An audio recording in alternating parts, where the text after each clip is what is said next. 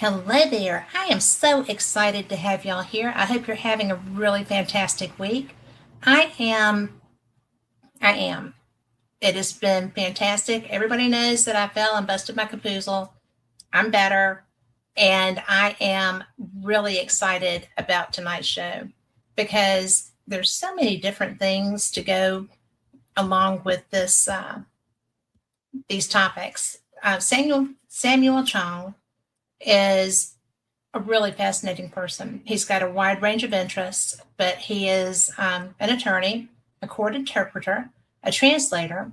He is a UFO researcher, and we're going to be talking about how that came along. He has a lifelong interest in the paranormal, UFO, spirituality, and I think that this is going to be a really fun interview and a really interesting one as well. So, Dr. Chong, Samuel, welcome. I'm so glad to meet you. My pleasure, and thanks for having me here. Absolutely. You know, I also am interested in the paranormal and spirituality as well as ufology.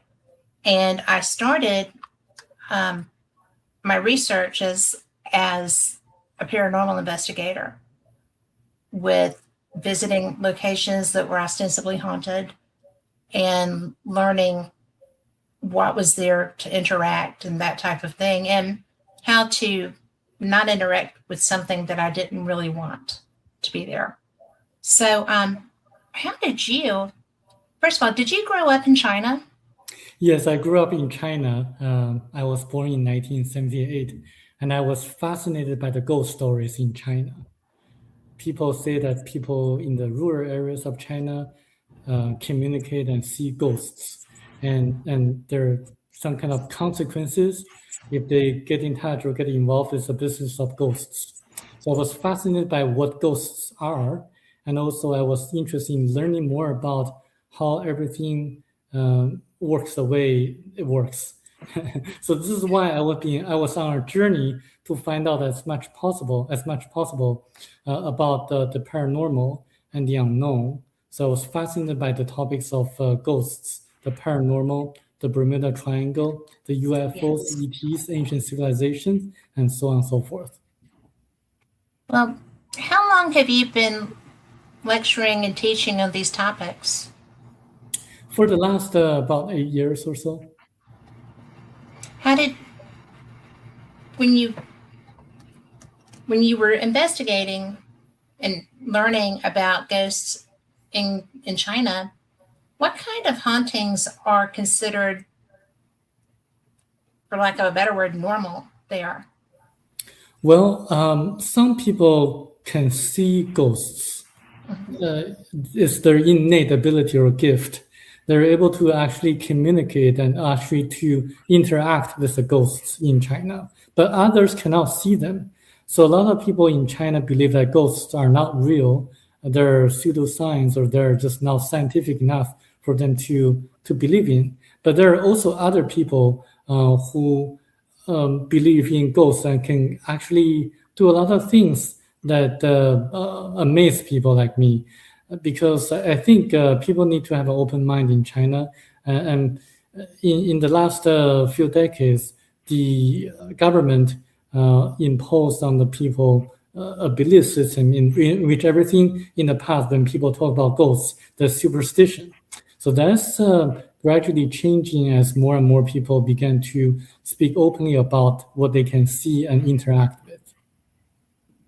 Is there, because with China's government and their background is one of the most beautiful ancient cultures that there are, but there is a strictness, is there not, in the belief in following what the government says you must believe? Yes. But fortunately enough, a lot of people don't believe in the government anymore. They know that the government media just promote the propaganda, and they don't read the news anymore. They just believe in the social media and also stories told by their friends and family members. and I think it's applying to more and more countries in the world. Is it safe to do that? It is safe to be in China because there are surveillance cameras everywhere on the streets. There are no thieves in China anymore because they know they're going to be caught, and it's quite safe if you can get there as long as you don't speak against the government. Well, that's one of the things that I was curious about because it's such a it's so strict. Like, don't go against the government. Is there basing on things that I've read in other communist countries and cultures and things of that nature, are they open to religion, period? In China, no, they're not open to religion at all. They just took all the Bibles out of shelves. So in the last few years, people cannot buy the Bibles anymore online. It used to. They were able to buy the Bibles online from some of the online stores, but not in the last few years. So what about Buddhism? Buddhism, the government has been cracking down on Buddhism as well because there's a lot of corruption in Buddhism. One of the most famous monks in China was kind of persecuted by the government because he was allegedly very corrupted, sleeping with a lot of women and getting a lot of money from the people who kind of donated to the temples. So it's really, really interesting time that the government is doing a lot of things to really discourage people to believe in anything religious. Wow. It's tough wherever you go sometimes, isn't it? Right. But as we can see, there are a lot of things that the religious organizations did in China that are not really trying to motivate people to be spiritual. There are a lot of corruptions in the religious organizations like Buddhism and Taoism in China. Everything becomes distorted once it goes into China. So it's a different story. Okay. Well, I've never been there, and I love learning about different cultures. So I have friends from China who live here now. I live in a city that has a strong research medical community. So it's there's a lot of people that come here for that. We're very multicultural. And hello, Lori. We are very fortunate because we do get to interact, but I love to travel. And so far, I've been to Scotland and to Belize as far as out of the country and, the Bahamas. So going east, I think would be, well, west for me, but I think it would be so neat.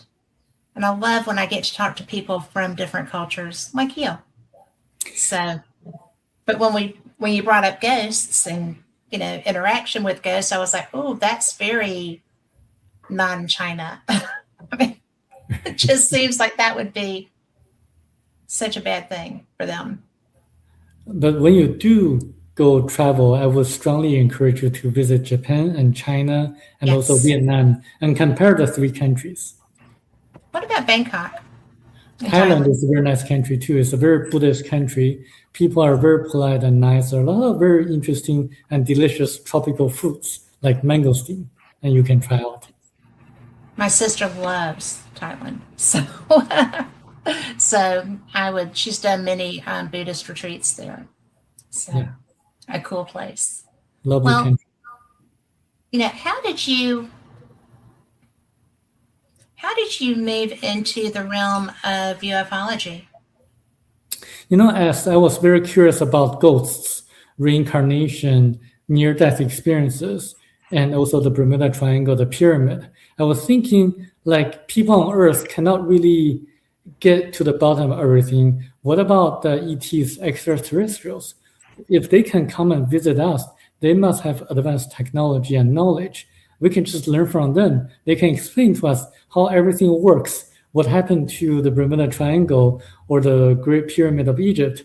We can just get a shortcut and to really advance more progressively, technologically, and also spiritually. So that's my innate motivation of getting information from ET contactees.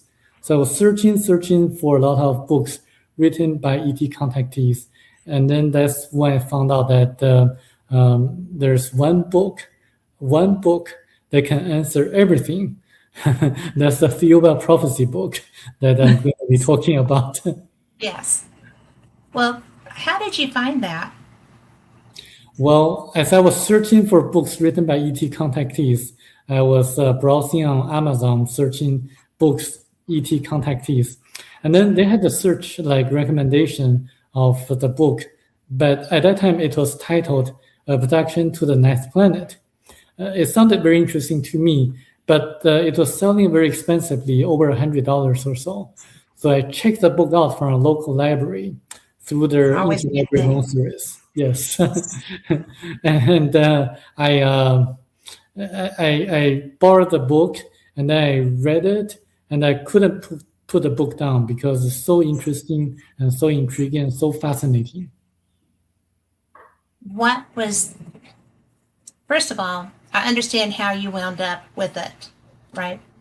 But what was the part that first just reeled you right in and you knew this was what was going to be the right way for you? Well, as I was reading the book really, to me, was a science fiction because everything it talks about is just so far out. Talking about the history of mankind, starting from 1.35 million years ago on Earth, and we all came from different planets. That sounded to me like a science fiction.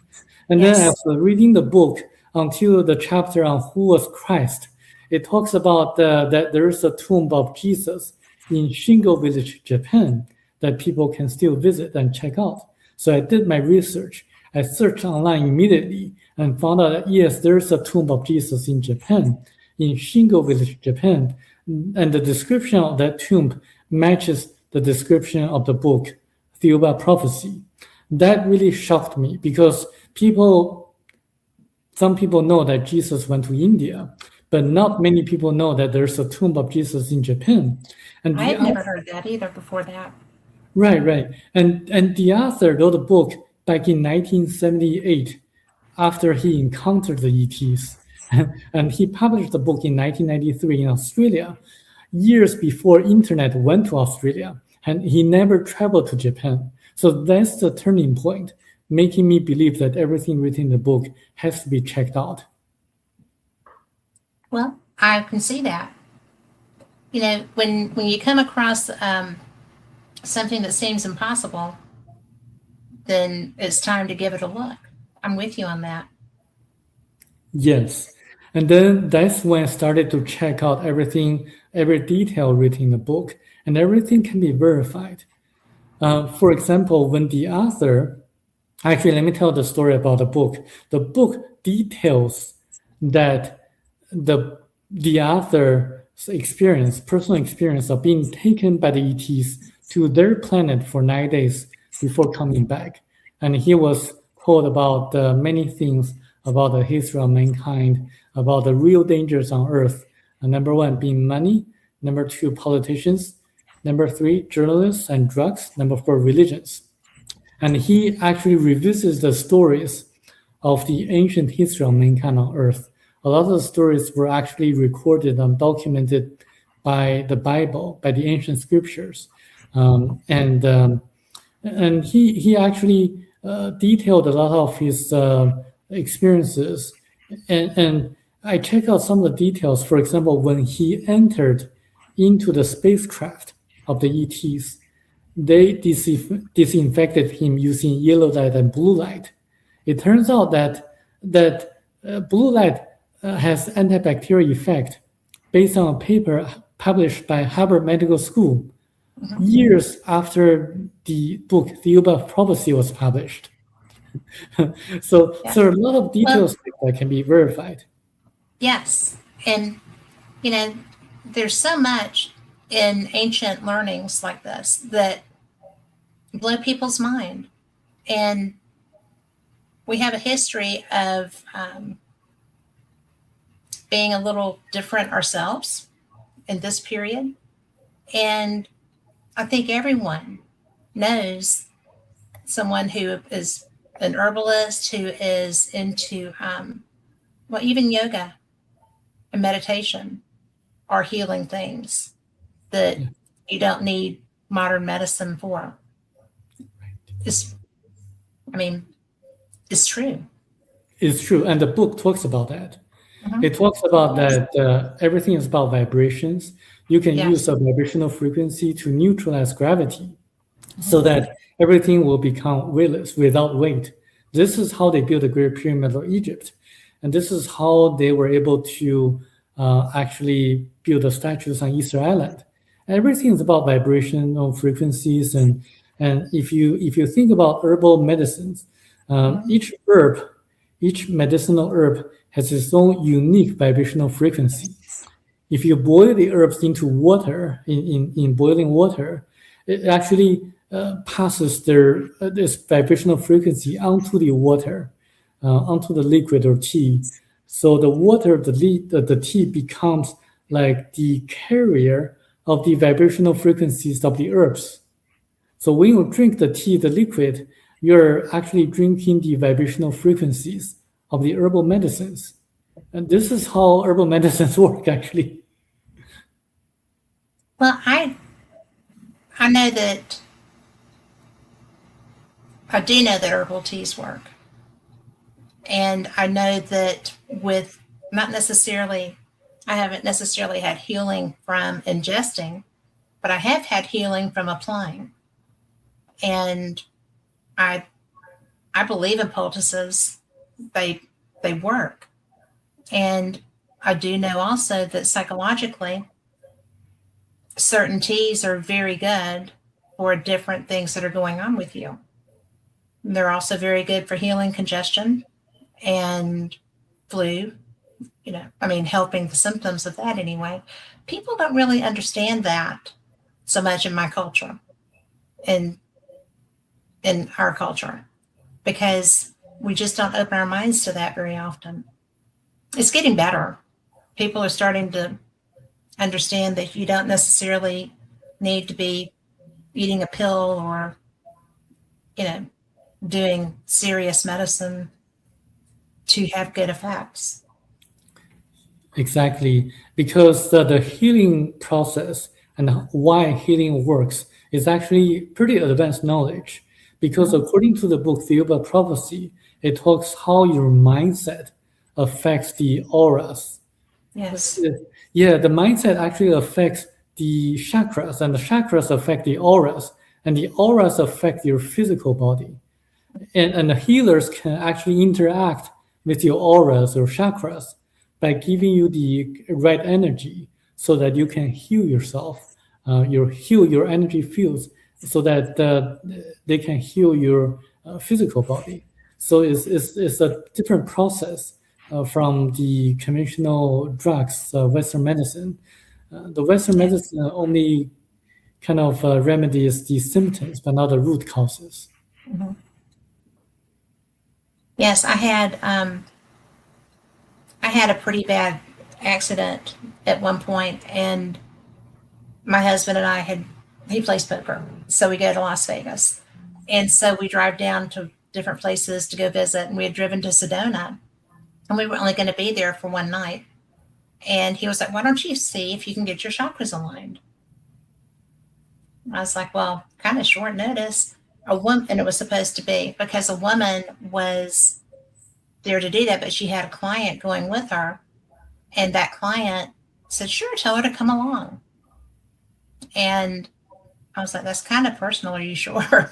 And it was so astounding because I got to go on a tour of Sedona with my husband. We just we did our own tour. We went to the different places, and then went to visit the different, I cannot remember what they're called. They're like portals, but that's not what they call them. And so, yes, vortexes. So when we did the chakra alignment in the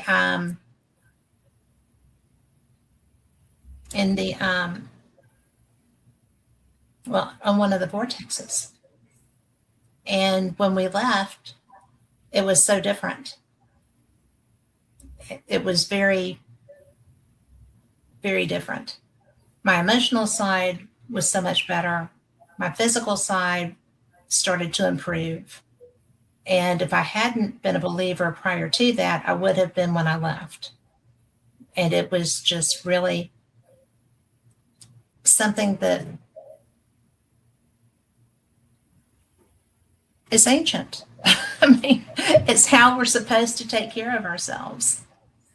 Yes. And we get told all the time that we're not enough. We can't do that. And yet we can. Right, we can do help. that. Yeah. With help. We have to understand what the help is. So.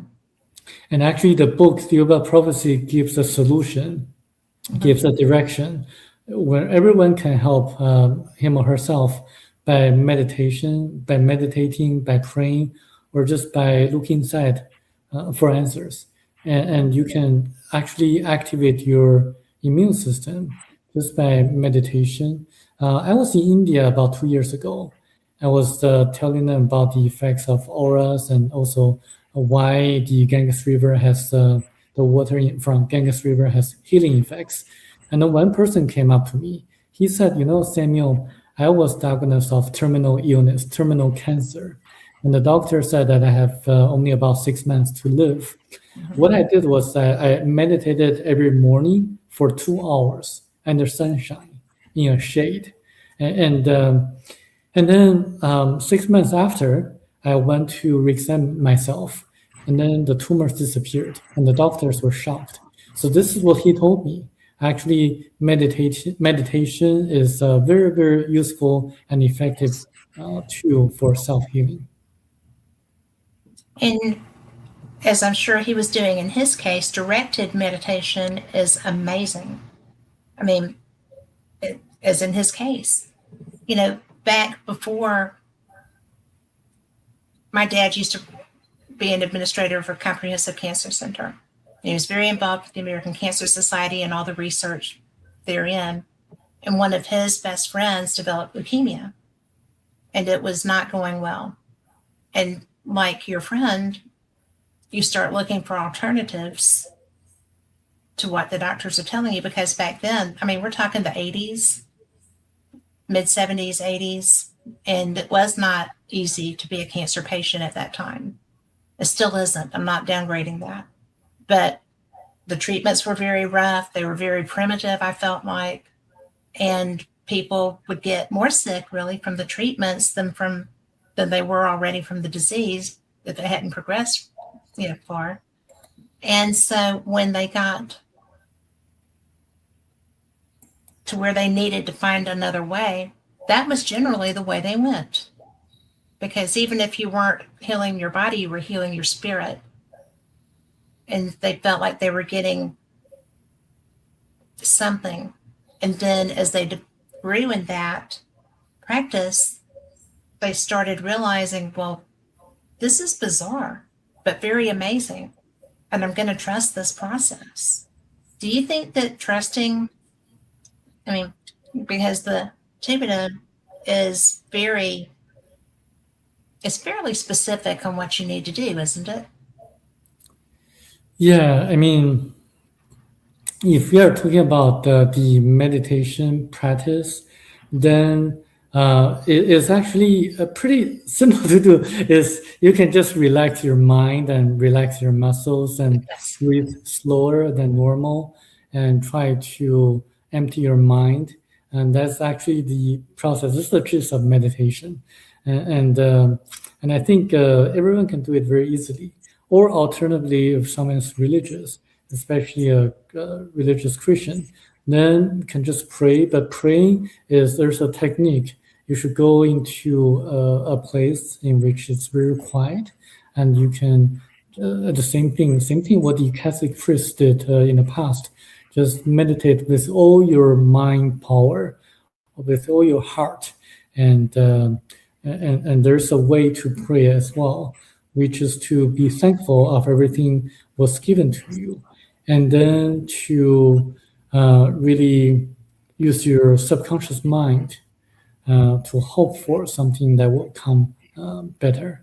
And if something that you're hoping for helps with your spiritual development, then you'll become real. You'll manifest. But if you're praying for like winning the lottery, then there's a discernment. If it helps you with your spiritual development, it'll come true. If it doesn't, then it will not come true. So that's the magic of praying. They're very similar. And, a lot of people look at those two things as being different to the point of not being able to have conversations with people that don't believe as you do. And I've never seen the sense in that. I mean, we're all citizens of this world, and we all have to live on this planet together, ostensibly, right? Until something different changes. And we have to be able to have discourse and to understand that, like this, that's so similar. It doesn't rule, you're not ruling anything out because they are such similar practices. It's a beautiful thing, I think. Yes. And knowledge is power. Once people have the knowledge, they can really act on their own and take the initiative. A lot of people have been actually waiting for the government or for the media or for the authoritative figures to do certain things. They need to realize that they have the power, the people have the power, and the government serves the purpose, the wishes of the people. Then if we make the initiative, if we act, then we are going to change everything. We should not wait for others to make the lead. Yeah. I just think that I don't know. I just think everybody should, and I'm not a Pollyanna. I'm really not a Pollyanna. Maybe. But I think that sometimes you see such growth and moving toward that, toward being like unified in some practices. And then other times it's like, nobody's getting along anymore. What is wrong with our energy here? And about the only thing I have figured out is that I can change my energy, but I can't really change anybody else's. So I work on me. Sometimes that works really well. Sometimes not so much. Yeah. Well, everything's connected. I think if we help each other and act together, then we're going to change gradually more and more people towards the harmonious nature of our society overall. And the issues with conflicts here and also in the world are a little bit more complicated than most people think. And it goes back to the 4 real dangers on Earth. Number 1 is money. If you look at the wars in the world, everything revolves around money. The military-industrial complex, the military defense contractors, they need to have wars in order to have more money for their shareholders. So this is why a lot of the wars are actually created. So I think if you look at history, you're going to see that the people don't really want wars at all. It's the small group of people who want to profit from the wars created the conflicts in the world. Either it's religious conflicts or otherwise. Yeah. Well, and actually the book is the solution. What we need to do in order to make it more peaceful. Well, it really is. And I think I told you that I don't even remember how long ago it was that I had a guest on who was also very interested and lived by this book. And I was like, really? And that wasn't even what the show was about. I mean, you know, so he was like, you've got to read this. And I was like, well, okay. Got to's always get my attention, you know. But then I'm sorry, but when I saw you and your bio for the conference, I was like, because I've seen you on interviews before, but I had not really had a chance to get involved with this, because still raising children, still doing, you know, things, and I just never got all the way through it. And so, but it is life changing. Just the bit that I did get through was just so neat. And I'm interested in your lecture, because I think that there's going to be some people that are changed during that lecture. And I'm interested because there's a lot more to you also, but you bring this outlook to that. And that's an interesting concept for me too. Yes, the book actually changed my life for the better. It gives me the knowledge to make the right choices in my life. And actually, Warren Buffett says that the best investment is to invest in yourself.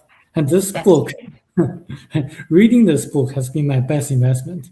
And because it really gives the knowledge to really act in a certain way to help not only myself, but also my family members, my friends, my associates, my colleagues, and everyone else. Is amazing book. What is one of the favorite ways? What's one of the favorite ways that you have seen it affect your ability to help, like maybe somebody that's not such a close contact, but that you interact with daily? To help people like that. Do you lead by example with the things that you have learned? Do you share your philosophies with them, or do you just live your walk? I try to share my knowledge and my philosophies to as many people as possible. And nowadays, people live in different communities or different groups. It's just like we are separated more and more by technology, and we don't watch the same media anymore. So what I do is that I try to insinuate the messages into different groups of people, so that people from different perspectives can accept certain messages that tailor to their concepts or perspectives. So I do live my life as example to try to bring the messages out to as many people as possible. I think that's just beautiful. I mean, because that's what we're supposed to do. We're supposed to live our beliefs, and that way people, you know, and if somebody's interested, if somebody sees what you're living, they tend to go, oh, well, I need to know more about that. And then you have an opportunity to explain to them why you're different. I think that's cool. Yeah, especially I was an immigrant. I came here at the age of 15. I went to high school, went to UC Berkeley, and I studied in London and Madrid. I speak Spanish and also translated the book from German to English. And I became a lawyer just 2 years ago. So I keep learning and keep absorbing knowledge, the knowledge that can help more and more people. So this is how I live my life, by like educating myself, by absorbing as much knowledge as possible, and investing in myself, and then by helping others. See, that's beautiful, because you're helping you to help others. That's cool. Yes. Well, Thank you. I had nothing to do with that. I mean, that's just pretty interesting. And it's, I mean, it really is. It's such an important way to, you're spreading the benefit of that just by being an example. I love that. Yes. I mean, And to I me, hope that's I great. can, yes, and I hope I can motivate and inspire others. A lot of Chinese people who came here and a lot of Japanese and Korean people who came here, they actually do similar things. It's just that I think there's more into having financial freedom. There's a spiritual side of everything, and there's more into accumulating material wealth because we really cannot take away anything material after we pass or when we pass.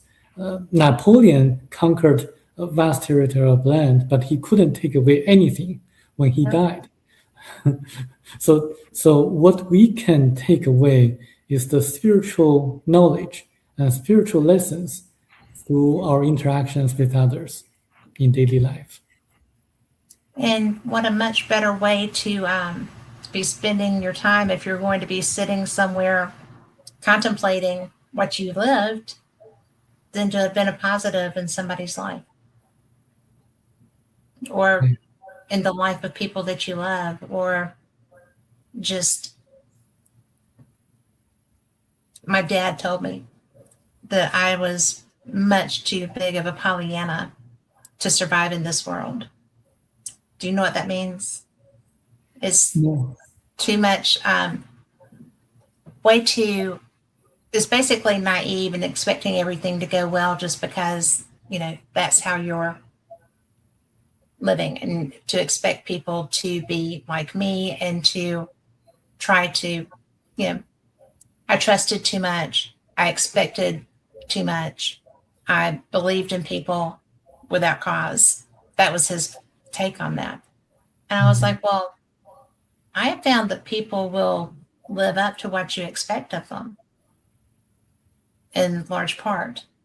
And they will reflect back to you what you're putting out in large part. There's always an exception, always an exception.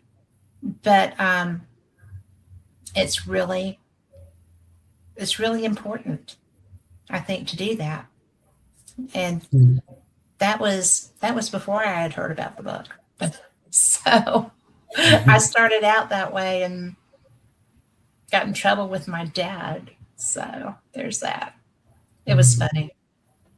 But, a lot of the stuff, out of curiosity, and because y'all would have moved in the same circles to a degree, did you know Eric von Däniken? Yes, I know his Did work. you have the opportunity to have conversations with him? No, I did not have the opportunity, unfortunately. He probably wishes he had been able to do that, trust me. But, I think that because a lot of what is in the book, he saw before people were traveling, really comfortably traveling, but he saw, he was in the base of the Great Pyramid, there, in the Queen's chamber that was still sealed. They found a way to see inside of it without doing damage or anything. But, there, he was in Teotihuacan before people were there. He lived to be able to go and learn these things, not unlike you, to see and learn and to share things like that. And I would have liked to have been a fly on the wall during one of y'all's conversations if y'all were ever able to have one. I think that would have been such an interesting day. So, but because I think he lived a lot like that. I don't know about his personality as far as interaction with the average person. I do know that he was one of the first true adventurers that I got to listen to, and I did every chance I could get. And I think that when it comes to like the UFO side of things, it's just it's interesting because what he saw in his journeys made him believe in the UFO phenomenon. And I think probably that made a big difference for an awful lot of people. Just an awful lot of people with his writing and the way that he expected to always find something special. You know, he didn't go to these places just to go. He went because he had read about them, learned about them, understood that there were special things about the places that he wanted to go to. And he would, from the time he was 17, he would work and make the money to travel and go somewhere and learn about it and then go home and work some more to be able to go to the next place. And I think sometimes in our society, people start looking at the shiny objects. I must have a bigger TV. I must have a better car that, you know, I need an L on that or a, you know, whatever, so that I'm driving something a little better than my neighbor. There's a lot of competitiveness in our society and even competitiveness with ourselves. Yeah, we've got to be better than what we are because, you know, we put that on ourselves. And I think that we forget the beauty of learning, just to learn, not to get a degree, not to, you know, get a raise, not to do anything else, but to improve ourselves or satisfy the curiosity that we have. Do you think that's true? Yeah, I mean, it's very important for us to satisfy our curiosity and also to learn and invest in ourselves. Because, you know, I was a very curious person. I'm still very curious. You are still very curious. You're still learning. I'm still learning. I want to know everything possible. So actually my life motto is learn from the best and know everything there is to know. So I just want to get as much information and knowledge as possible. This is why I found this book to be extremely interesting and fascinating, because it actually answered all the questions I had in my mind when I was young, and it explained everything about life, about the purpose of life, about reincarnation, about destiny and like predestination and also free will. And there are a lot of things explained in the book that can open people's eyes and you know, very different perspective. So I just cannot put more encouragement into my mind into reading this book, because it's, even though it only has about 170 pages or so, it's a very thick book, meaning that it's very dense. It's very dense in the sense that it has a lot of information about our ancient past, about how we can elevate ourselves, how we can have financial freedom, how we can improve our health, how we can improve our relationship with our family members, with our loved ones. So it has all the solutions that one can think of or one needs. So this is a very unique book. Well, it's it definitely covers all the bases, doesn't it? Yeah. I'm sorry, go ahead.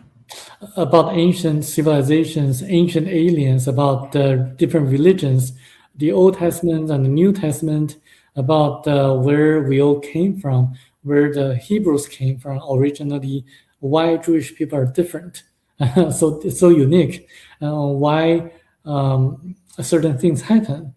And there are a lot of specific information that people can verify. So it's very interesting. Well, like the tomb of Jesus.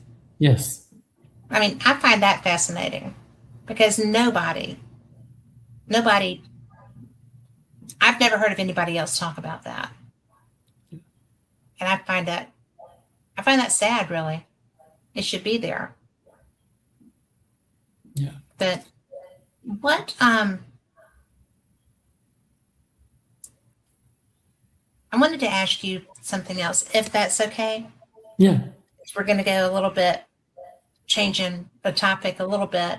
But I know that you've got your interest in UFOs, and I know that we have our historic big deal cases. We've got, like UFOs over the White House back in the day. We've got, Roswell. We've got, oh my gosh, we've got so many. But what are some of the cases that caught your eye, like cases in China, and what's the Chinese culture relevant to those? Is there censorship? Are they something that it's safe to talk about? What did you have a UFO experience that drew you into this when you lived in China?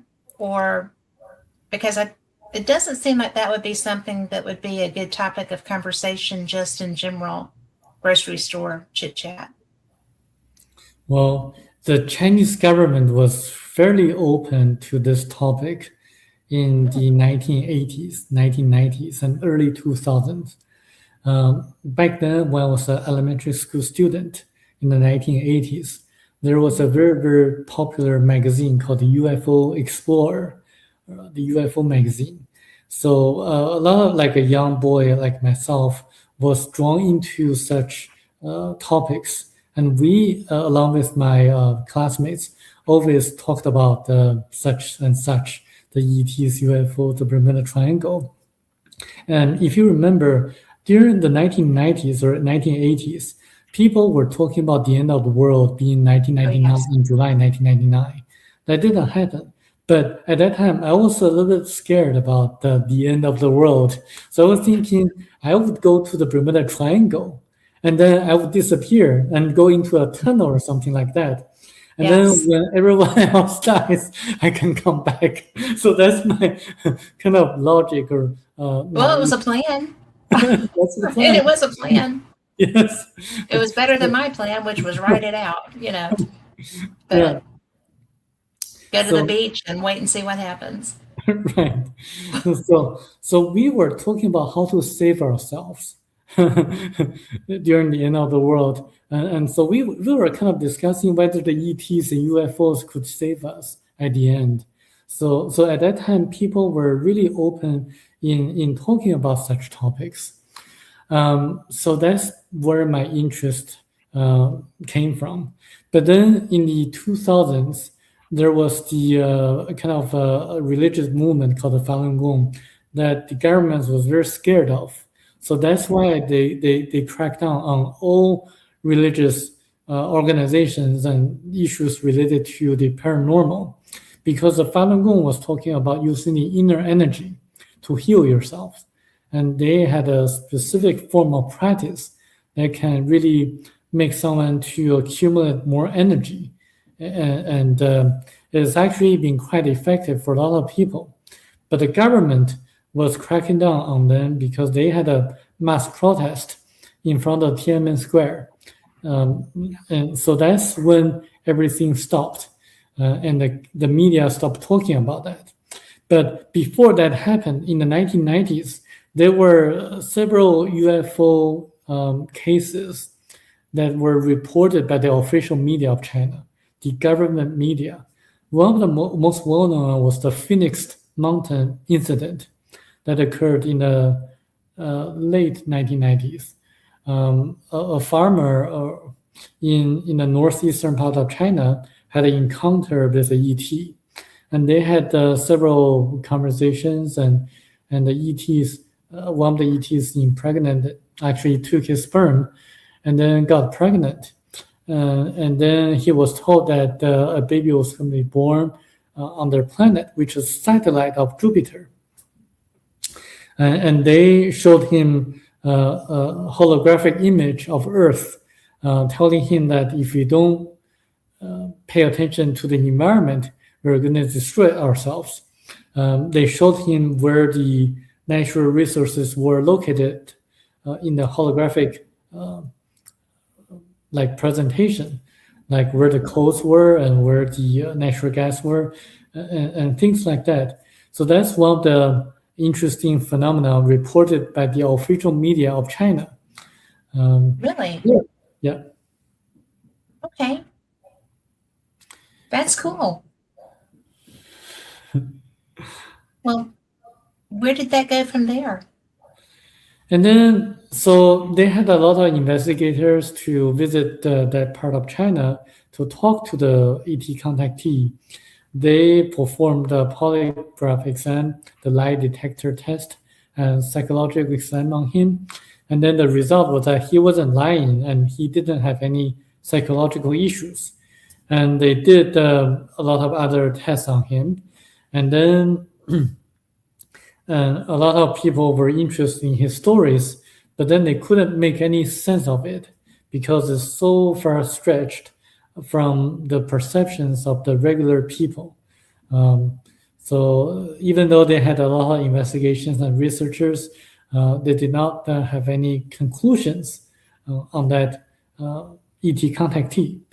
So the official media stopped there. And then there were a lot of sightings too that were reported by the official media, like the UFO, UAP sightings. And there were no explanations given by the government because they couldn't explain anything like that. So that's the sightings or stories reported by the official media of China. What about the unofficial channels? There were a lot of private investigations going on at that time, and there are also a lot of private investigations going on nowadays. They were just under the radar of the Chinese government.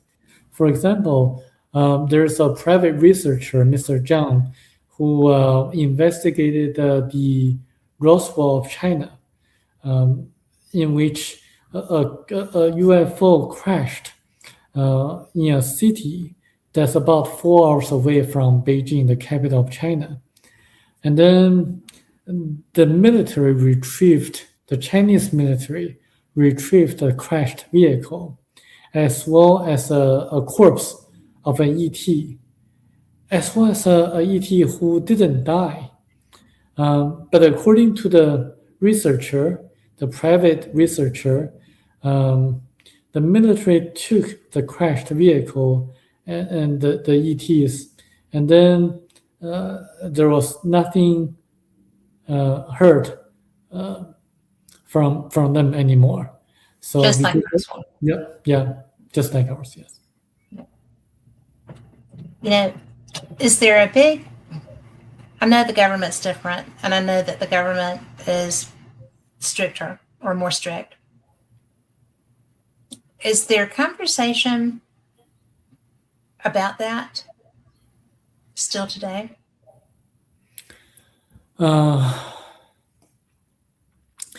In the 1990s or 2000s, people were mostly interested in earning a lot of money, making more money and more money.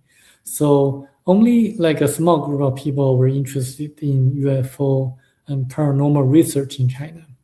And after the crackdown of the government, fewer and fewer people were involved in the research and investigations. Nowadays, the government discourages people in going into this field.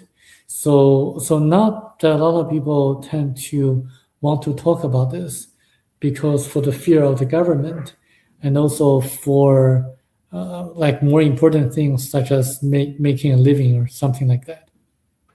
Being able to make a living would be good too, right? Yeah. But when you had mentioned Tiananmen, and to me that's such a huge thing, because that is my era of watching that happen. It looks a lot like some of the 1960s issues that we had here. Yeah. And the crackdown that we had here didn't last very well, because Americans do demand freedom, and sometimes to the consternation of our government. But it's not as different as I would like for it to be, but it is very different. Just from what I've had friends who were from China who immigrated here, and conversations ensued and stuff like that. But it's really interesting, because I would never have thought that there would be a Roswell incident that could be kept so quiet. And I mean, I've done what I'm doing here with you for 10 years. And I've never talked with anyone and learned that there was a Chinese Roswell. So this has already been a great conversation, and we still have an hour. But, it just really is fascinating that this is apparently a universal, well, an earth-wide thing. It just does blow my mind, because we're always told that, well, but that's just here, and there's so few incidents, and how on earth can this possibly be true, and da da da da da. But my second time in Scotland, I went to the Scottish UFO conference, paranormal and UFO conference, and it was very small. It was in Glasgow, but I met people that I had known before I got there. I knew some of the stuff that was going to be talked about. And to me, that's fascinating. And we have King Friday in chat who says retired military law enforcement has a non-disclosure story about an incident, in the late 80s. And then he said a lot of countries have Roswell incidents, but they don't get talked about. That should be, maybe it's because Stanton Friedman was a friend of mine, and he was the first civilian Roswell investigator, and I got to learn a lot because we were friends and we would talk. But I don't feel like this information, which is a global phenomenon, is shared very well. Because I think if it was, there would be more people who believed that this was a real thing. Because there's a lot of people that, will poo-poo you to high heaven. Oh, no, honey, that's not real. How can you believe that? Well, because it's real. There's so much. And every culture, I'm sure probably every culture does have a history of this. And King Friday is welcome to pop in there and say where, but it's just a fascinating thing to me that this is not a universal conversation, a global conversation. Are that many governments threatened by it? I do think that it has a lot of implications to the current technologies that we use. For example, if you can reverse engineer the crashed vehicles, then a lot of the oil companies are going to go bankrupt if they know that there's a more efficient form of energy that people can use. A lot of their shareholders are going to be in trouble. And a lot of the governments are going to be in trouble, because they depend and rely on the tax revenues from the sales of gasolines or oils. So it's actually like a chain reaction that's going to kind of disrupt a lot of industries and the governments. So this is the reason why a lot of the governments are not disclosing this, mostly for financial and military implications. So I think, however, there's a good news is that the book Theory of Prophecy is very popular in China Yes. as a science fiction, not as a nonfiction, as a science fiction. Yes. So people gradually are learning about the possibility of the existence and contacts by the ETs from ancient times. And so I think this is like a starting point. People read it as a science fiction, and then some of them realize that, oh, wait a second, every detail in the book can be checked out, can be verified. This must be something real. So they are gradually waking up. And I think China is leading the US on this point because they actually are learning from the ETs who are more advanced than the ETs that were on the crashed UFO vehicles in Roswell. Well, ostensibly, only one of them survived. So, yeah. I mean, in the sense that there are different kinds of ETs. The ETs whose vehicles crashed are not that advanced because their spacecraft crashed. right. But the Chinese people are learning from the ETs whose spacecraft never crashed and will never crash.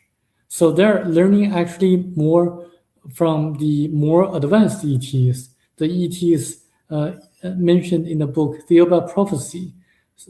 Even though the book is published as a science fiction, a lot of people are reading it because not many books of this kind are published in China. So it actually feels like a vacuum. Like people just love this book. It's a bestseller in China, even among the official media. That's bizarre. Yeah. Cool, but bizarre. Because when you try to talk about it with people here, they're just like, the what? Okay. But well, people will be talking about it now. But I'm so excited. And to King Friday in our chat room, I did not mean to try to sound like I was putting you on the spot. I apologize. I did not know that you were still under your non-disclosure. So sorry about that. But he says that our jump in technology alone in a short time is a telltale sign. And that has been true since we started actually taking off, I think. And it's really interesting to me because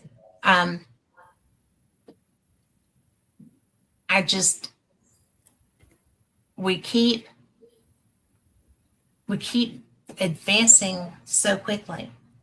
We haven't taken quite the jump that we took in the 60s. That was huge. And there's been like computer technology, medical things, and things of that nature that I think are as a result of research on what we've gotten.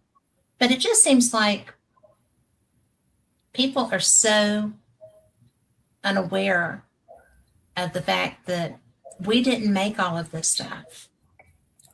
This is not something that we are known to do. We've had so many leaps in the past century and really by decade. And you mentioned Y2K, going through Y2K. That was actually very frightening for so many people. It was a end times kind of a feeling. And I just was like, well, what are you going to do? You can't fix it. I mean, you don't know. But it turns out we did not blow up, die, and go away. So that's a good thing. But but the book is such a good tool. I am really looking forward to your lecture. I have to tell you, I'm very excited about that. But you've got I don't know how to say his name. Michael Desmarquet. French Michel Yes. Desmarquet. Okay, Michelle. But he was an abductee. Yes, he was an abductee in 1987. I don't know that name. Can you tell me about him? Well, he was a landscaper in Cairns, Queensland, Australia. So one day he woke up suddenly in the middle of the night, and he walked outside of his house, and he was lifted up to the middle of the air, where he saw a beautiful, gigantic ET being, 10 foot tall, telling him that they were going to have a journey together to their planet for 9 days. And then he was brought into their spacecraft, which is a spherical shaped aircraft or spacecraft. They began their journey. They stopped at the planet and saw nuclear holocaust, aftermath of nuclear holocaust. And then they reached their destination, which is a very beautiful planet, just like a paradise. Everything is so perfect, surrounded by a golden mist. So he calls the planet the Golden Planet. The people there are really compassionate, friendly, and loving people. And the gravity on the planet is smaller, lighter on Earth. So he had to be careful when moving around. Also, the planet has a lot of colors and lights. So he had to wear like a facial mask, like sunglasses, to filter out the strong lights and colors. And then he was told about the history of Earth, where we all came from. We all came from different planets. We did not evolve from apes at all. We had several great resets in the history of mankind on Earth. That means we all have had very successful ancient civilizations, which built the Great Pyramid of Egypt and the statues on Easter Island, as well as some of the statues in Latin America and also parts of Asia, in which we still have trouble building those, even using modern technology. So he was told about how they visited Earth from time to time, and why certain groups of people in ancient times saw them as gods or goddesses, like people in India. So when you see like people in India, they have pictures of gods or multiple gods and goddesses appearing like angels and appearing like non-gender-like. Yes. So the people from Cuba, that planet, are hermaphrodites, meaning that they have both male and female sexual organs. So they tell us that they were involved in some of the historical events that occurred on Earth in our ancient past that were recorded by the ancient scriptures in the Bible. When you think about this, you can imagine like when the two cities, Sodom and Gomorrah, were destroyed, like who really caused it? Like who really did it? And when you think about Exodus, Moses leading the Hebrews out of Egypt, like who really parted the sea for Moses? Who really gave the manna for the Hebrews to eat when they wandered in the desert? So a lot of questions can be answered. And also, what was the star of Bethlehem when Jesus was born? If we look at the star of Bethlehem nowadays, we will shout each other, "Oh, it's a UFO, UAP in the sky." Yes. So a lot of questions can be answered. And in fact, according to this book, Theory by Prophecy, or the Golden Planet, they have been involved in our ancient past by helping us to grow spiritually. For example, when they destroyed the two cities, Sodom and Gomorrah, it's not just about sodomy. It's because the people in the two cities behaved so evilly, like they punished the people who were compassionate. For example, according to the Jewish Torah, the Jewish scriptures, a young girl, gave food to a beggar on the street, and the girl was punished using very heartbreaking tortures techniques. So this is why she shouted and cried out to God. And this is why when they couldn't find a single righteous person in the two cities, Yes. they destroyed the two cities. And when you have a malignant tumor that's going to spread out to the rest of your body, the best way is to remove it surgically.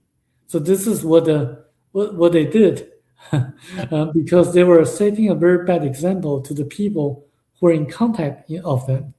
So this is why they were actually helping us from time to time.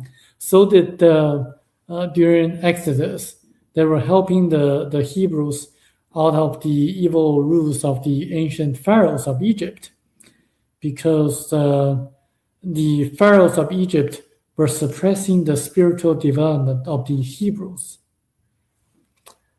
Speaking of the Hebrews, I'd like to ask several questions. Have you ever thought about why the Jewish people are so unique? Like if you look at the statistics, Jewish people only account for about 0.2% of world population. Yes. Yet they account for 22% of all the Nobel Prize winners on Earth. And if you look at the business leaders and the scientists and the athletes and the Nobel Prize, like the people, the lawyers and the doctors, a lot of them are Jewish people. Like they excel statistically significantly from the rest of us. There's a reason for that. What? And if you read the book The Uber Prophecy, it explains perfectly why they were the chosen people. So when I was reading the Bible, when I was in a Christian church in Los Angeles, I kept asking the Chinese pastors or the non-Chinese pastors, why did they choose the Hebrews? Why they were the chosen people, not the Chinese, not the Africans, not the Caucasians in Europe. Why the Hebrews? Like, why being such a unique group of people that they were chosen? Like, no one asks this kind of questions. I was asking this kind of question because I was jealous. Did you get answers? The pastors never gave the answers. The Really? Chinese pastors didn't know. They kind of gave the answers, kind of saying, "Oh, this is what the Lord chose. This is why they did that," but not to my satisfaction. I was very curious what's the uniqueness of the Jewish people, the Hebrews, that they chose them. And the non-Chinese pastors didn't really satisfy me either. But the book, The Uber Prophecy, explains it perfectly in a very reasonable manner, in a very logical fashion. How logical is it? Extremely logical. It turns out that we all came from different planets originally. The Chinese, the yellows, the blacks, the Caucasians, the ancestors of the Polynesians and the Hebrews, all came from different people, different planets. But there are, according to the book The Uber Prophecy, there are different categories of planets in the universe. Okay. Earth is a category 1 planet, the most basic or the low category, the lowest category. And the Chinese, the yellows, the blacks, the Caucasians, and the ancestors of the Polynesians all came from category 1 planet originally. But the Hebrews did not. They came here from a Category 3 planet by accident. So they were having a lot of issues with the people, the nomads in the Middle East. So they crashed in a place in southern Russia. And some Hebrews survived, and they migrated to the south, to where the Middle East is. And because of the weather, they crashed in the wintertime, and it's very cold. I would have migrated too. Yes, so they moved south. So they survived by eating honey and the local food, but they had a lot of difficult time with the local people, the nomads, the people who envied about the Jewish women, the Hebrew women. So they wanted, the locals in the Middle East wanted to rape the Jewish, the Hebrew women. So this is why they had to defend themselves. Having their high technology, they had a weapon just like a laser. So they killed the people who were trying to rape their women. So they had conflicts with the locals from the very beginning. So they had a very unique culture and language, and they did not mix with the locals and the rest of the people on Earth.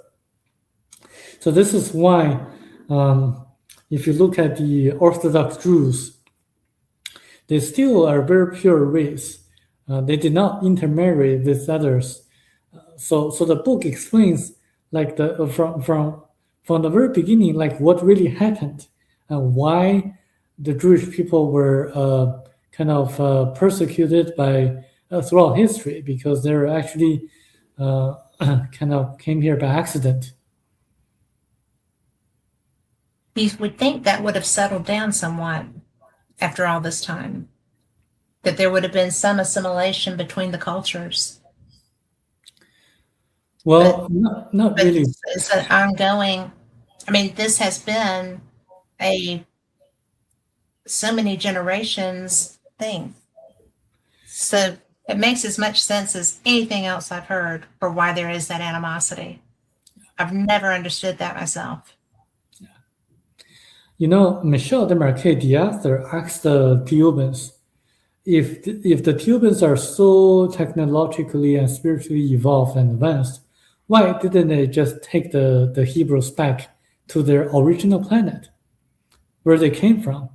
And the answer he was given was that they thought that the Hebrews were going to intermarry with other groups of people, so that they would become more and more like the rest of us.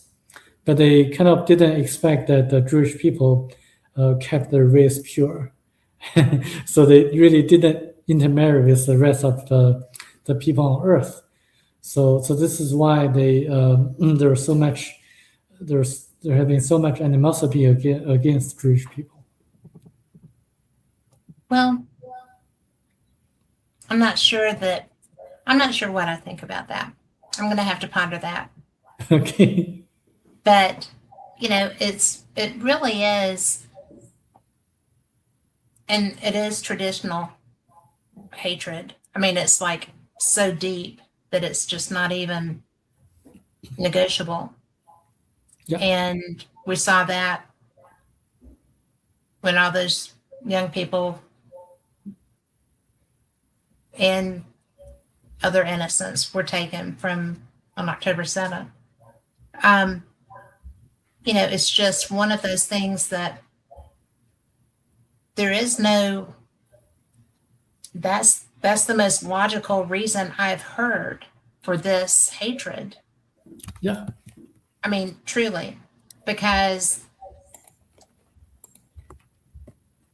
I've never understood it. I don't, like I said, my dad used to tell me not to be such a Pollyanna, but I don't understand hatred of that level. And I'm glad I don't. I don't think I would want to, but it's just so seriously wrong, the stuff that goes on with that, because it's,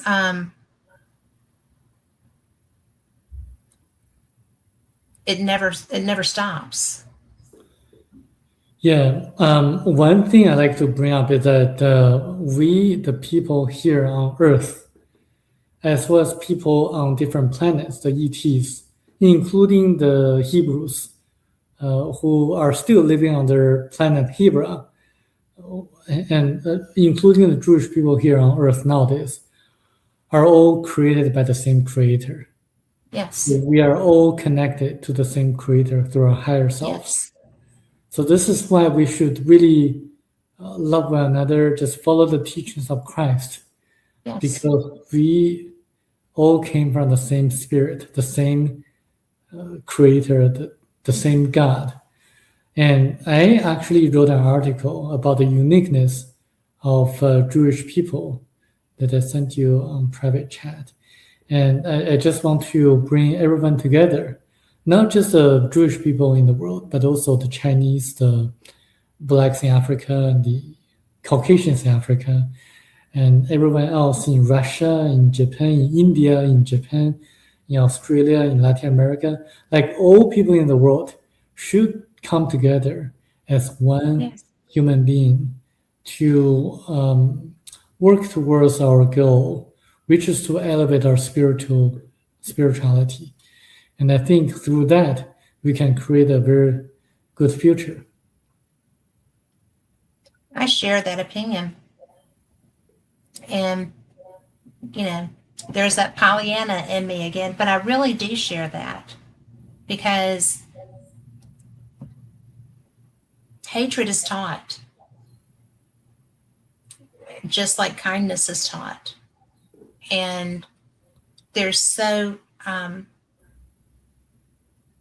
it's so important just to, I really believe in do no harm and do good wherever you can. And that makes a balance, and I really kind of am a Pollyanna, I guess, but it's just the better way to be. It really is. And you cannot advance when you have hatred in your heart. That's right. Because the behaviors associated with that hatred bring you back. They don't allow the advancement. Even if you kill, it's like with the Nazis, you kill people if they did their best to eradicate an entire race of people. And it didn't work. Because there was protection there.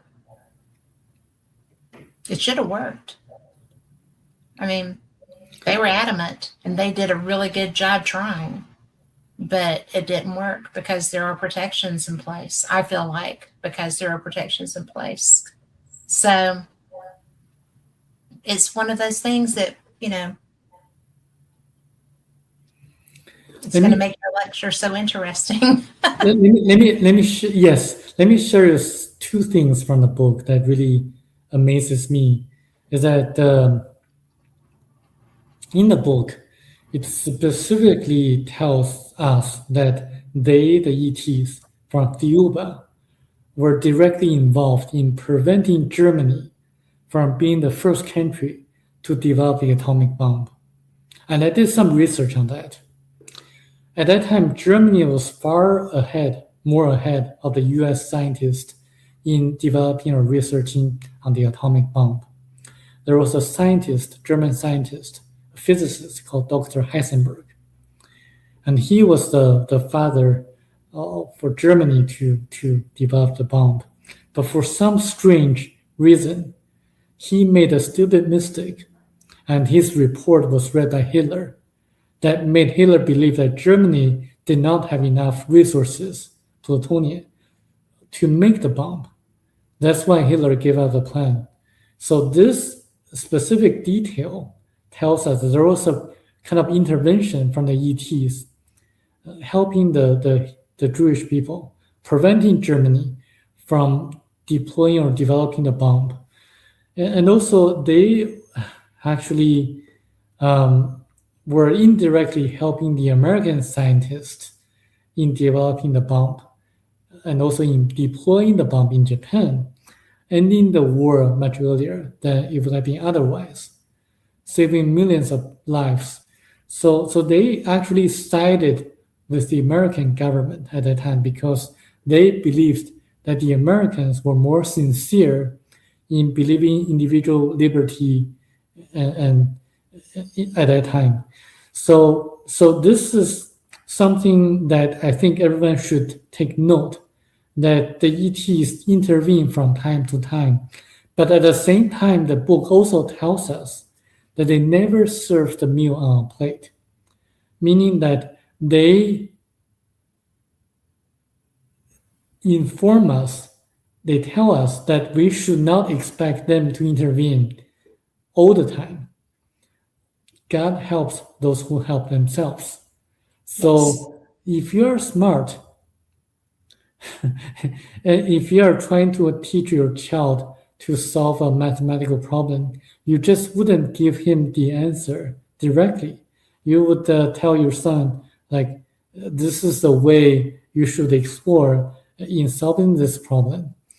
And then he would do his own research and try to solve the problem himself so that he can learn. Similarly, the ETs just give us general concepts and principles, telling us we should develop our spirituality so that we can learn from our mistakes. We should not expect the ETs to help us all the time. So this is why we have a lot of challenges we have to solve ourselves. Well, we've had tests that we failed epically, right? So there's that. But, I really think you're probably going to laugh at this, but I feel like we had an opportunity for our governments to come clean on ETs. And that was Orson Welles' War of the Worlds show. Because it was all about that. They're here. There's this. People were jumping out of buildings. People died. I mean, obviously, our society was not ready for that kind of information at that point. And of course, they made it the most horrible scenario, too. But I really felt like that was a trial balloon for would people be ready to accept ETs being here. And in no shape, form, or fashion were they ready to have that conversation. And that's, I think, is why our government has been terrified for us to have that knowledge ever since. I think that hell itself would freeze over before they would acknowledge that there are ETs here. I think they're going to have to be forced to do that. And it's not a bad thing that they're here. Right. I mean, and I think they walk amongst us. Yeah, they do. They do. That's for sure. But people need to realize there are different kinds of ETs. And I believe in learning from the best. So learning from masters will be a more efficient way to progressing ourselves. So I wouldn't really learn from the grace in which the US government has been reverse engineering their technologies because their spacecraft crashed. You're learning from the technologies that really crashed on Earth. And it's so obvious. And, and people, I feel like it's so obvious. We did not make these aviation advances on our own. We did not. It's just amazing. And you had talked about the rocket scientists and nuclear physicists and people after the world wars. And I live in Birmingham, Alabama, down below Huntsville, where everybody is a rocket scientist. There is everybody there. And it's really funny because I'm a member of the Scientific Coalition on UAP Studies, and I am the least educated person in that group. I mean, it's just so crazy because they're all geniuses. They're like you. They have a degree in everything, and they are just, they're so smart and so interesting, and they change the world, and they are looking for scientific proof of UFOs. And I'm like, well, just look up, because they're out there. I mean, you see them on occasion when, I don't know if they slip up or if they choose to show themselves. I'm not sure what the motivation is with that. But would you agree that they are not hiding behind things that they like hide in plain sight? Well, there are different kinds of ETs. I mean, the Greys are not really. I think the government is hiding something, but the ETs themselves don't necessarily hide themselves Okay. on purpose. They're like the Thebans. They don't hide themselves. They get in touch with us from time to time. If you read the Book of Enoch, you're going to see that they actually took Enoch away, the Book of Enoch, and I think people who still don't believe in the UFOs or UAPs, they should, especially in Alabama, they should search Tim Taylor. I don't know if you know him, but he's a great guy, and Yeah. he knows a lot. Yeah. So, will you say his name again? Tim Taylor. Oh, yes. Yes. I tell you, Travis Taylor. Travis Taylor is another person. I mean, Travis Taylor is but Tim Taylor is another kind of NASA person, NASA scientist who was documented in the book American Cosmic, and that book actually reveals a lot of the incidents in which will enlighten a lot of people, non-believers. Well, I will have to get you to give me the information on that so that I can read it and become more educated on that. And my lighting changed. Yes, I'm okay. Nothing exploded. But you know, I am always amazed, really, by the things that I didn't know. And so far, I am loving our conversation. So thank you so much. But I know that you're going to be talking about, oops, wrong button.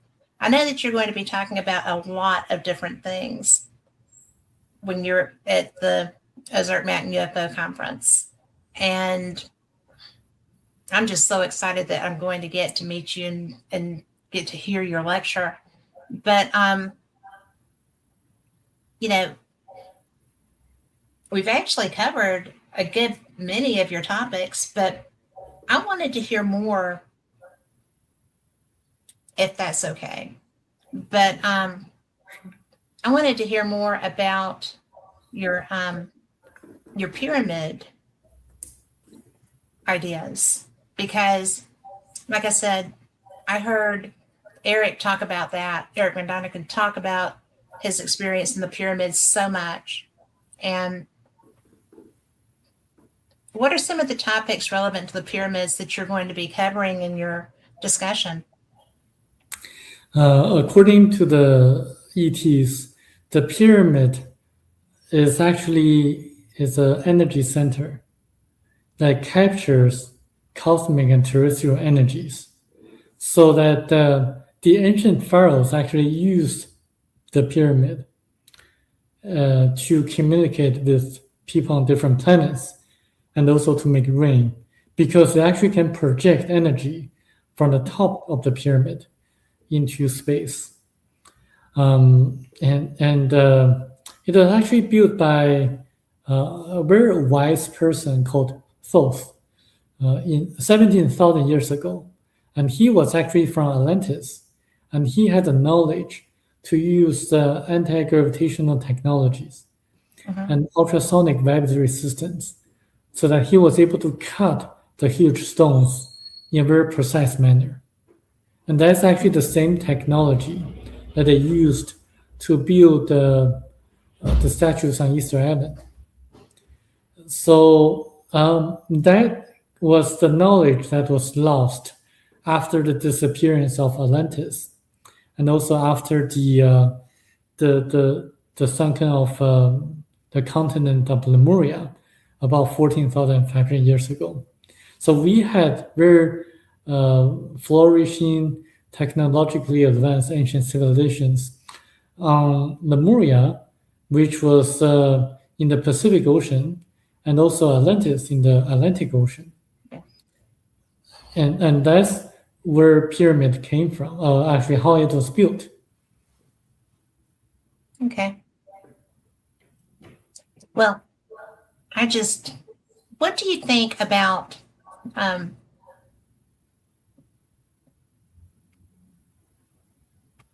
the ground penetrating radar that they're using with Yes. under the pyramids? I mean, that would support that theory. Yes, that's the subterranean structures beneath the pyramid that capture terrestrial energies. So the book is very, very interesting because, Theory about Prophecy intentionally kind of mentioned about terrestrial energies, not just the cosmic energies, but also terrestrial energies. So that's the uniqueness about the book. You have to read it in detail several times in order to catch everything. Yeah. Well, I just think that's so cool, because when you were describing that, and I'm sitting there thinking, I probably got this glazed look on my face for a minute, because I'm thinking about the imaging that I'm seeing from this radar, right? The LiDAR. And I'm like, that's exactly what those are. They're catchment for energy. And that matches. So, well, do you think that at some point we will be able to find, well, like the Library of Alexandria, all these things that are supposed to be somewhere here? Yes. That would be a way to help us understand more our history, our not just culturally history, but the spiritual teachings, the information to help us understand the ancient civilizations and how these type of things would help us move more into a better understanding of each other, and yes, King Friday, but all the things that if we just had that base knowledge, I feel like we would maybe find a better way to flow together, to understand that we have to have each other. And I do feel like that's true. We're all integral parts of the same society, even if we don't everybody doesn't like to admit that. So it would be so much easier if we just had a better understanding of each other. Yeah. I think this book is very unique, that it gives people hope and motivation to follow the footsteps of Gandhi in India and Dr. Martin Luther King in organizing themselves or ourselves, motivating ourselves through nonviolent resistance, empowering ourselves with the right knowledge to make such decisions. And you mentioned about knowledge from ancient civilizations. Yes, that's going to be beneath the Sphinx, because there are 3 chambers according to the author, Michel de Marquet. there are 3 chambers beneath the Sphinx. And when we're ready spiritually, they can be opened. Once they're opened, everything will be known because it contains ancient knowledge and technologies and civilizations and knowledge about ancient civilization and history of the such ancient civilizations that are going to enlighten us for a better future. However, if we are not ready, they will not be opened because it contains technologies that are going to destroy ourselves. Just like fire, it can be used beneficially for good, but can also hurt us or damage us. So this is why only when we are spiritually ready can they be opened. That's going to be a while. Well, I hope it's going to happen in the next few years or a few decades. I hope it would be really nice if we all got our acts together and came together as a society. You would think that being earthlings would be unifying as opposed to, you start with home and then you move to out and out and out, and then you get to that and you're all one. But do you feel like, just a personal opinion, do you feel like it would take something like, even if it were a false flag, a planetary invasion, to make us unify as a culture? Or do you think that that would make the crazies crazier? I mean, how do you get to that? I think if there were going to be a false flag operation pretending that there's going to be an alien invasion, I think it's going to get crazier and crazier because as that group who started this false flag operation is going to benefit to exert more control on the people. And people should realize that they have the power and the free will to make great changes, and that the ETs are not going to invade us, because if they really want to, they would have done that long time ago. They wouldn't wait to now. And I think if you really look at the landing on the moon, a lot of people wonder why we have not been back to the moon, even though in the last 50 years or so, the technology is more advanced and the cost is lower. But why we haven't been to the moon? There's always this talk getting more funding from the government, but when we have a certain date set, it's going to be postponed. It's going to be delayed into a date in the future. Kept delaying. There's a reason for that, because we've been warned off from the moon. We are not ready to really explore the solar system to land on a different planet, because the ETs believe that we're going to contaminate the planet that we're going to land on. So the ETs told the astronauts, don't come again. So this is why we have not been back to the moon in the last 50 years or so. And we are not going to, despite what we have rovers on Mars. We're sending them to, where is it, Venus that we're sending them to? I mean, we're actually looking at other planets. We haven't even been to the back of the moon. I mean, the people. Because, and I'm sorry, I have a lot of friends that do all these ancient alien things, and they're like, well, there's structures on the back of the moon, and there's this and there's that, and and then you talk to the people that think that the moon is hollow and that it rang like a bell when they drop something. I mean, there's stuff everywhere. But I agree. And we got a comment that said, I think we do go to the moon. It's not public information. But I agree. We were probably told adamantly, no, or we would be there. I mean, they were talking about building housing and all these other things that they were going to have people off planet and stuff. And that has not been that long ago. So I think it was definitely turned into a no-go location. There are ET bases on the far side of the moon, that's for sure, because it's talked in the book Theoba Prophecy, confirming that there are artificial structures on the far side, on the back side of the moon, and it actually explains why they built them and when they built them and for what purposes is all in the book.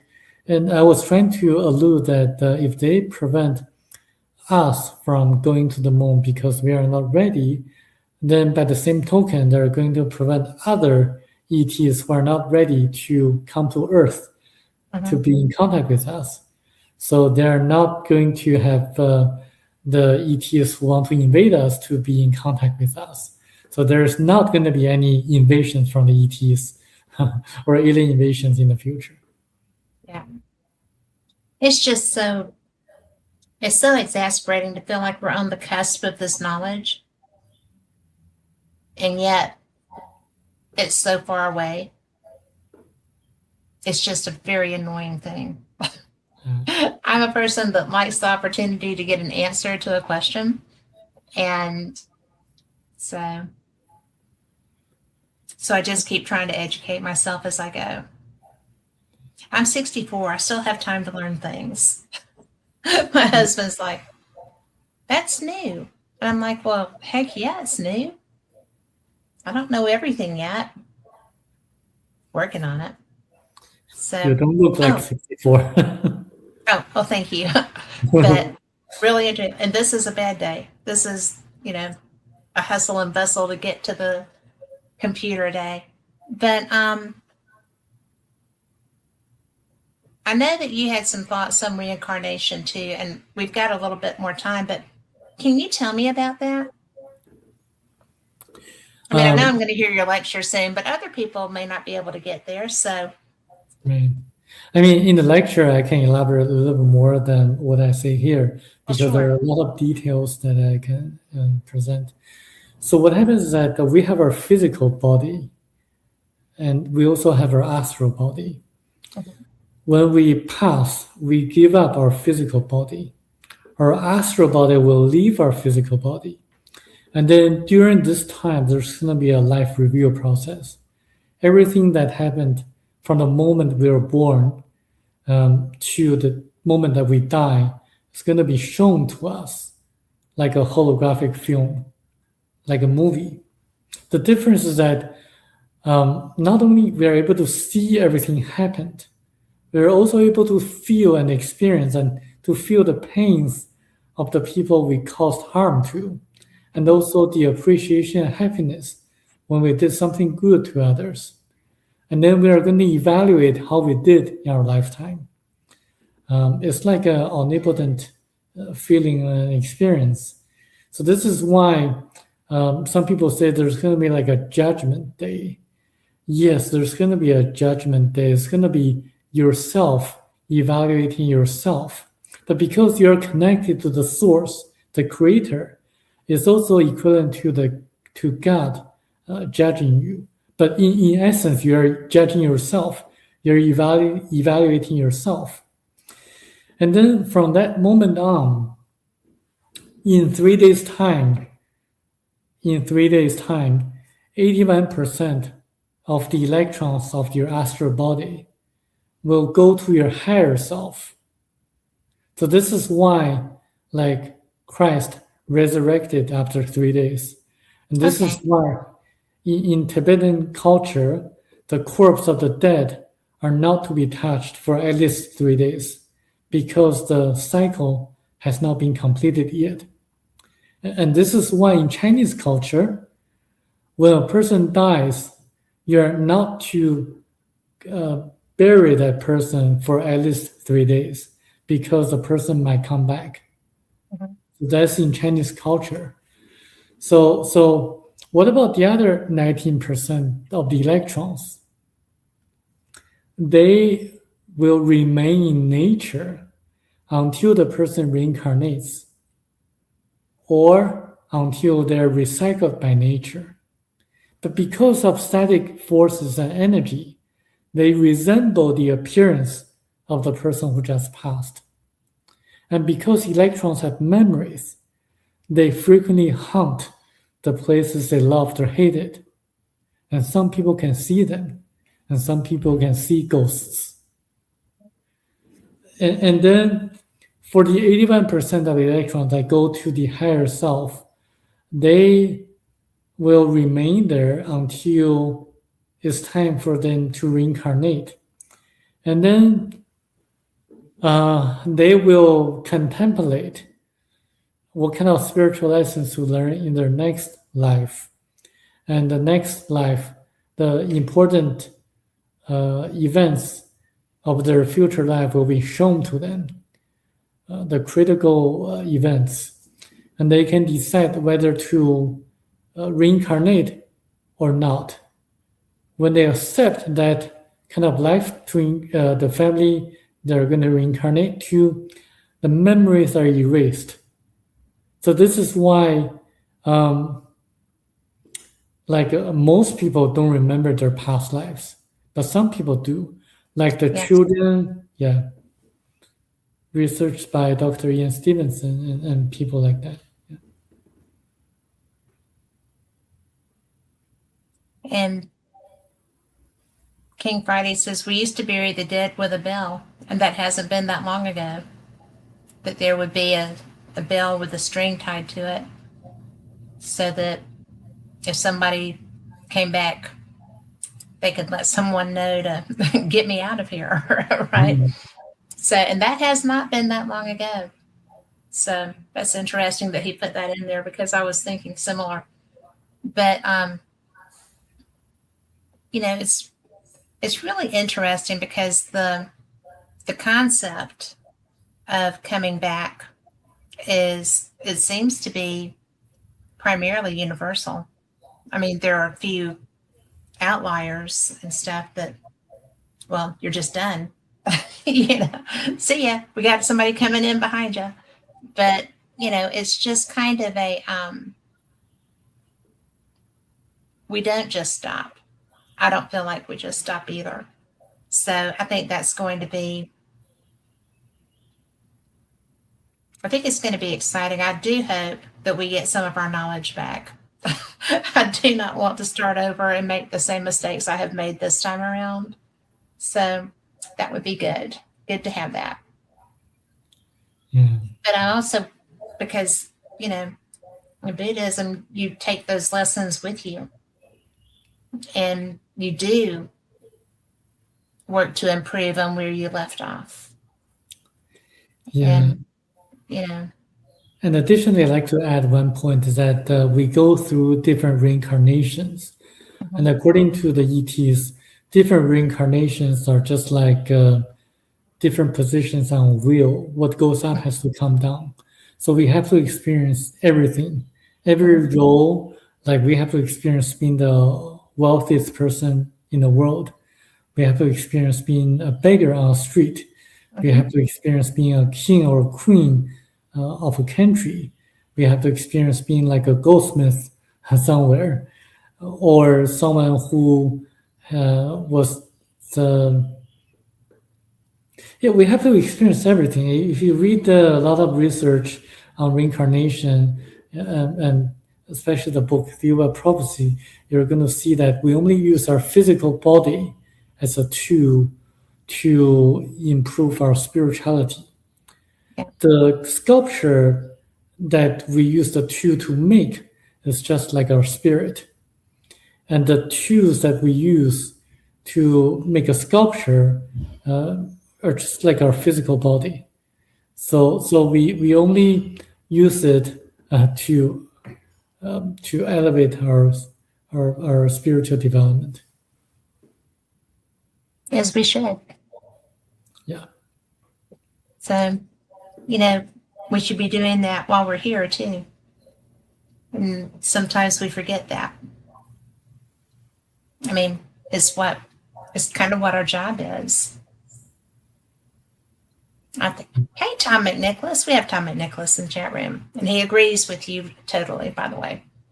But I am just enjoying you so much.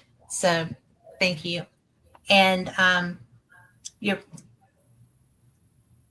going to give people your website so that they can get in touch with you. But it is https://.